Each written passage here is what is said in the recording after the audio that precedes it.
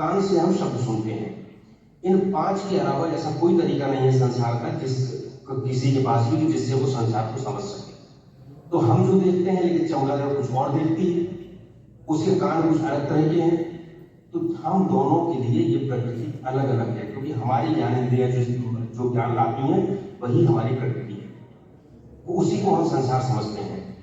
तो ये जो ज्ञानेंद्रियां हैं ये पूरे संसार में, चाहे वो हिंदू हो, मुसलमान हो, ईसाई हो, किसी भी नस्ल का हो, धर्म का हो, भाषा का हो, सबकी समान है।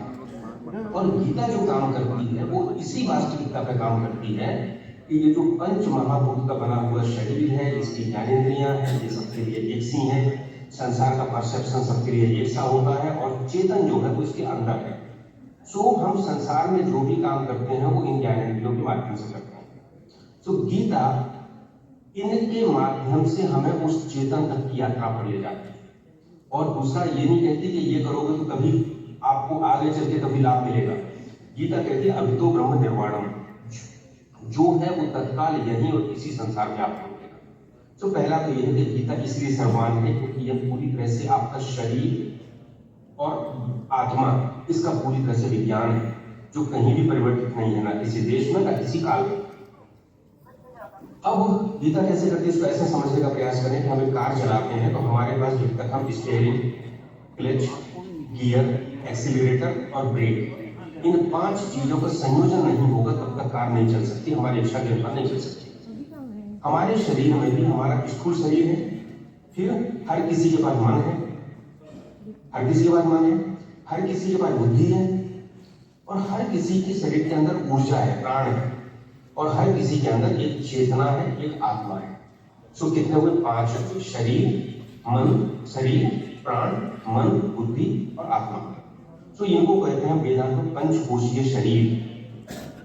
गीता अभी क्या होता है, हमारा शरीर कुछ कहीं जाता है, मन कुछ मनमानी करता है, सोचता है, बुद्धि कुछ अलग विचार करती है, प्राण शक्ति ऊर्जा जो हमारे अंदर की वो किसी अलग डायरेक्शन में जाती है, और हम चाहते हैं कि हमारे जीवन की गाड़ी अच्छी हो। तो जब सब अलग अलग जाएंगे, सिंक्रोनाइज नहीं होंगे, तो आपका जीवन अच्छा नहीं चल सकता। इसीलिए द्वंद्व में, तनाव में रहने की बात आती है। सो गीता इन सबको सिंक्रोनाइज करती है, ये ध्यान में लाती है कि आपका शरीर, प्राण, मन, बुद्धि और आत्मा एक ही साथ हो, एक ही सिंक्रोनाइज हो, तभी आप गीता के बारे में, तभी आपका जीवन चलेगा। सो बेसिक चीज तो हम लोग, क्योंकि बहुत कम समय है, मैं बताना जो चाहता हूँ वो ये है कि गीता सर्वमान्य है क्योंकि यह आत्मा का और शरीर का पूरा विज्ञान है, सृष्टि का, प्रकृति का और पुरुष का विज्ञान है। इसलिए कभी इसमें कोई अंतर नहीं आता, इसीलिए कालजयी है। ये 5000 साल पहले मन बुद्धि जैसी थी वैसी आज है। अंतर इतना है कि उस समय शायद ज्यादा सिंक्रोनाइज होती थी, आज भी नहीं। और गीता हमें बड़ी विधि बताती है। अगली बात यह है कि गीता, आप किसी भी धर्म गुरु के पास जाएंगे, वो कहेगा मैं आपके दुख दूर कर दूंगा। गीता बड़ी वास्तविकता को स्वीकार करती है। गीता कहती है कि संसार में आप हैं तो सुख और दुख दोनों आते जाते रहे। कृष्ण भगवान चाहते तो भगवान होने के कारण अर्जुन को कह देते कि हम तो वैसे तुम जो चाहे तुम सब दे सकते हैं, हम तुम्हारे सारे शोक दूर कर सकते हैं, अभिमन्यु क्यों मारता? पर भगवान ने कहा कि तांस तितिक्षा सुधार, जो सुख और दुख जीवन में आते हैं उन्हें सहन करना है। तो सुख आप कभी ये नहीं कर सकते हो संसार में कि सुख ही सुख आए, सुख आएगा तो दुख जरूर आएगा। तो गीता क्या करती है? गीता आपको उस सुख और दुख के बीच में स्थिर बुद्धि से, समचित्त से रहना सिखाती है। इसी को कहते हैं समत्वम योग उच्चते। दुख और सुख के बीच में अपनी बुद्धि की स्थिरता को, मन की स्थिरता को बनाए रखना, विचलित ना होना, यही योग है। मतलब मैं कहूं कि आग तो लगेगी मकान में, लेकिन आप फायर प्रूफ हो जाएंगे। बाढ़ तो आएगी लेकिन आप वाटर प्रूफ हो जाएंगे। तो संसार की जितनी चीजें हैं उसमें गीता हमें एक जीवन जीने की राह दिखाती है, और इसके अलावा और कोई तरीका नहीं है कि जीवन में हम समान रह सकें। दूसरा, गीता ये कहती है कि जब आप समता में होते हैं, मन आपका शांत होता है, बुद्धि आपकी शुद्ध होती है, तब आपके विचार शुद्ध होते हैं और तब आप अंदर की चेतना का अनुभव करते हैं। सो ये सारे काम हमें संसार में रहते हुए करना है। अब वो कैसे होंगे? उसके लिए भगवान ने कहा कि संसार में जितने लोग हैं सबकी चेतना, सबके ज्ञान का स्तर अलग अलग है। तो कोई एक साधना सबके लिए नहीं हो सकती। उस समय जब भगवान हुए तो अवतार लिया तो कर्मयोग भी था, ज्ञान योग था, ध्यान योग था और भक्ति योग था। भगवान ने सबका समन्वय कर दिया। लेकिन आपकी जैसी अवस्था है उस अवस्था से आप अपना काम शुरू करोगे। हम लोग 3 स्तरों पे जीते हैं। या तो हम अपने शरीर के स्तर पे जीते हैं, सारी आवश्यकता शरीर की पूरी करते हैं, शरीर के लिए पूरा जीवन जीना चाहते हैं।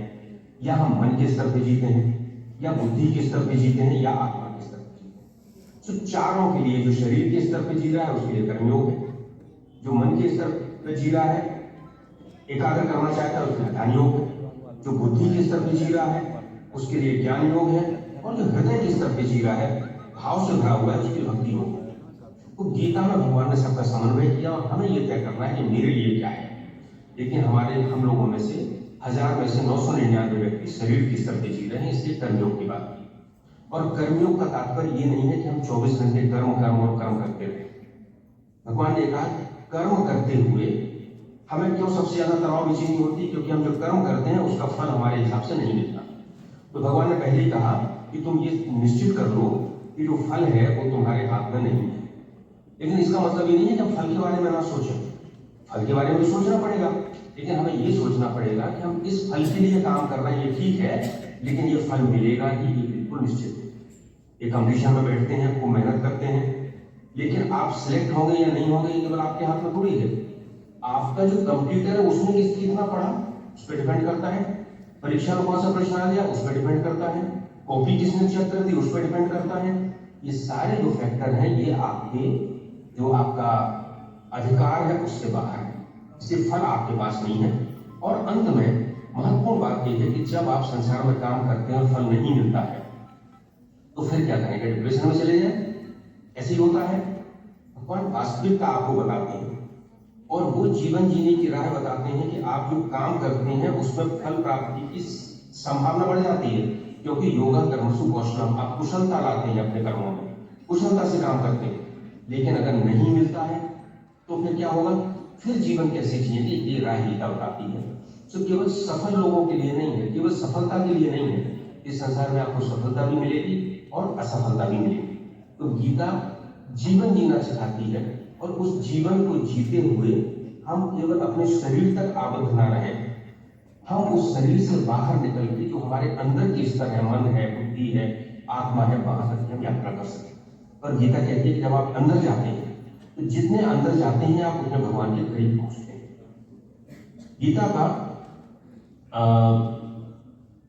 एक आप लोगों ने देखा होगा गीता का रथ जो बना हुआ है, चित्र देखा होगा जिसका भगवान खड़े हैं, अर्जुन पीछे उदास बैठे हुए हैं रथ के पीछे, और भगवान घोड़ों की रास को लगाम को हाथ में पकड़ के और पीछे की तरफ मुंह करके उनको उपदेश दे रहे हैं। स्वामी विवेकानंद कहते थे कि गीता क्या चाहती है ये रथ पूरा इसका चित्रण करता है। अर्जुन उदास बैठा है, स्थिति हम सबकी है, हम जरा जरा से संघर्षों से घबरा जाते हैं, लेकिन उसी महाभारत के बीच में भगवान खड़े हैं, उनके हाथ में घोड़ों की रास है। और जो प्रमाणिक चित्र है, जो जिसको बहुत मान्यता है, वो है घोड़ों के अगले पैर ऊपर उठ गए हैं, घोड़ों का मुंह खुल गया है। क्यों?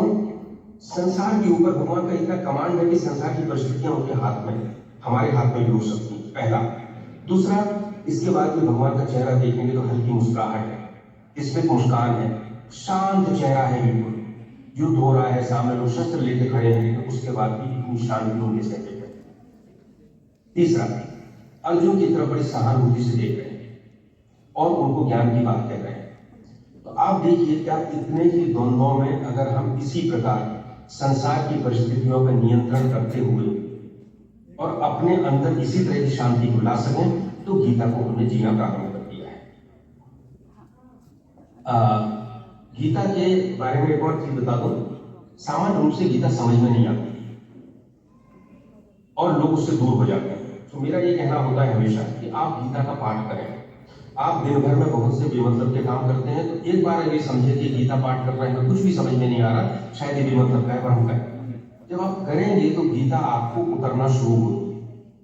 और गीता में अगर आप एक बार आपने गीता को पकड़ा तो फिर गीता आपको पकड़ लेती है, इतना आनंद आता है तो फिर आप गीता को छोड़ नहीं पाते। तो आपको शुरुआत करने की जरूरत है, बहुत ज्यादा इसमें ना पड़े कि आज ही गीता आ जाएगी, ये तो पूरी जन्म जन्मांतरों की साधना है। हाँ, इतना है आज हम शरीर पे जी रहे हैं, हो सकता है इस उम्र इस जन्म में हम थोड़ा सा आगे बढ़ जाएं, मन तक ना जा पाए, थोड़ा सा आगे बढ़ जाएं। ठीक है, जितनी प्रगति उतना अच्छा है। भगवान तो कहते हैं कि स्वल्पम अपनी धर्मस्य त्रायते महतो भया, थोड़ा सा भी धर्म का अगर पालन हो जाए इसका तो उतना भी महान भय का दूर करता है।